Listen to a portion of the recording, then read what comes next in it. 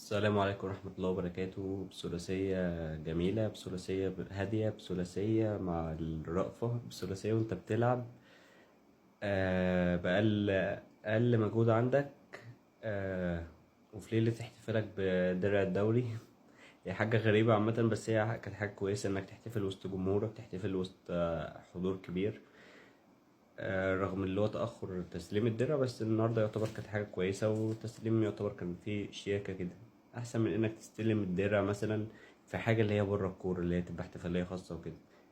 يعني هي كانت حاجة كويسة في إنك في استاد القاهرة تستلم وسط حضور أكتر من 30,000، فدي حاجة كانت كويسة جدا. والنهاردة برضو أدائك يعتبر كان على الهادي في البروفة الأخيرة قبل مباراة السوبر. يعني انك برضو تلعب برضو باللعيبة بتاعتك الأساسية وتريحها وتنزل لعيبة تانية وتعمل روتيشن في المباراة، فدي حاجة كويسة وتتحسب لك. الأهلي بدأ كالعادة ضغط عالي، بدأ اللي هو مستحوذ على الكورة، بدأ اللي هو مش مخلي أصلا فرقة جورماهي هي اللي هي بتلمس، اللي هي تعمل باصتين تلاتة على بعض.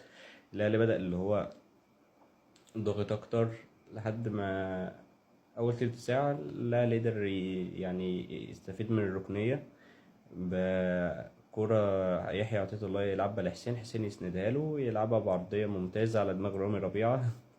الهداف اللي يقدر يسجل يبقى الهدف الأول. ويعتبر رامي ربيعة يعني في آخر 4 مباريات مساهم ب4 تجوان، يعني سواء مع المنتخب أو مع الأهلي، فحاجة كويسة جدا للمدافع.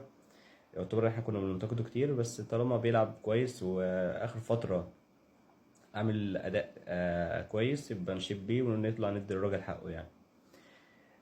بعدين الأهلي يعتبر يكمل اللي هو مهدي الريتم، بس برضو كان في كذا كورة فيها يعني استعجال، وفي كذا كورة اللي هي فيها يعني اللعيبة كلها عايزة تسجل، لعيبة كتير عايزة اللي هي تسجل برضو. حاجة كويسة برضو إنك قدرت تسجل بدري. بس هو الشوط الأول انتهى 1-0، وبعدين الشوط التاني الأهلي يعتبر كان أول 10 دقايق مهدي الريتم خالص. الفرقة التانية كانت بتحاول اللي هي بتحاول إنها تقلل الفارق، بس أنت قدرت في الدقيقة 58 بكرة. الدقيقة 58 بكرة كويسة إن أكرم يلعبها في العمق ممتازة جدا ليحيى عطية الله، اللي سندها لوسام، لا جون فاضية وحاطط. فكويس جدا اصلا ان وسام سجل، يعني ده حاجة يعني كنا محتاجينها قبل مباراة السوبر، لان الماتش اللي هو قبل اللي فات يعتبر كانت الدنيا معاندة معاه شوية، بس كويس يعني. بيحصل تبديلات بقى، بينزل طاهر، لا بينزل الاول السولية، وبينزل كهربا. بينزل السولية وكهربا مكان وسام، ويطلع برضو مروان عطية، ورضا سليم مكان تاو. بعدين الاهلي برضو الريتم كان الاهلي مهدي الدنيا، كان في كذا كوره، كان في وانتوهات، كان في اللي هي لعبه برضو بساط وعرضيات.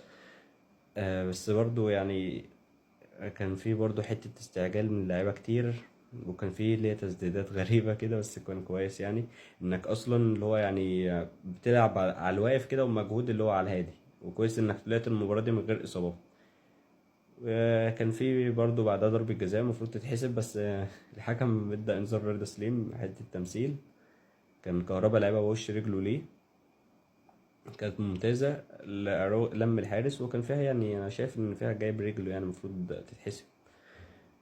آه، لكن ما اتحسبتش، ورضا سليم خد انذار.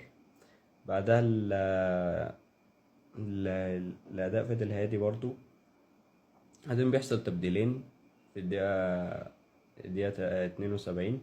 بينزل قفشة ومكان إمام، وطاهر مكان حسين.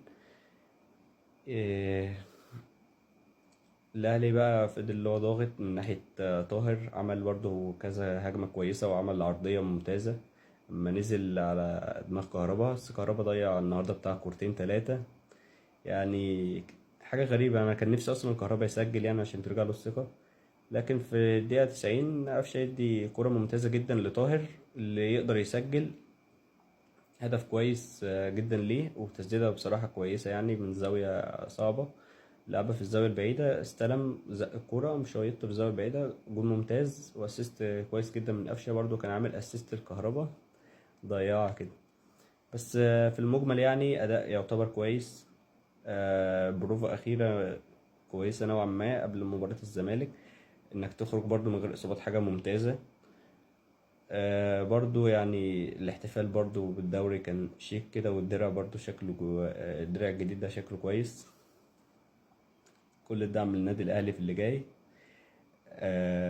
وبإذن الله نعمل حلقة عن الماتش بتاع السوبر الأفريقي والحاجات بقى يعني هتبقى حلقة حلوة يعني. كل الدعم. السلام عليكم.